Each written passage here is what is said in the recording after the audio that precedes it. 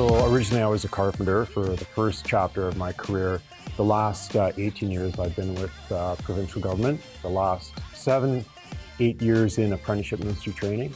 I heard about the program through a colleague.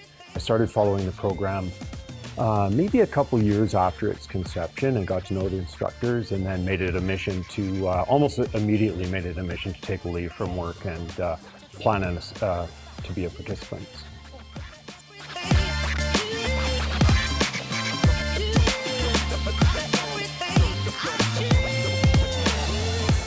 So this car, and it really doesn't, if you talk to Matt and Stu, they'll tell you it doesn't matter what you bring. You could bring I think Stu said you could bring a fender, but this car is not so much about the car as the rust in the car. So it happens to be a 1977 Mercedes 450 SLC, 40 years old, and runs great, but lots of cosmetic and fatigue, lots of neglect.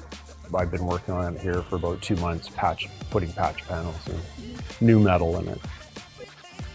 Lots of it is exploratory. You don't really know what's in that car until you start cutting it up. There's lots of surprises along the way, maybe a lot more than what you think, and we would caution anyone buying an old vehicle to have a really good look at it first. So this car is a great example. It looked really not too bad, but under the surface, we've already put in a couple hundred hours in cutting out rusty floor panels and rocker panels. You know, I'll spend a week in the trunk just trying to cut out rust and put in some new metal.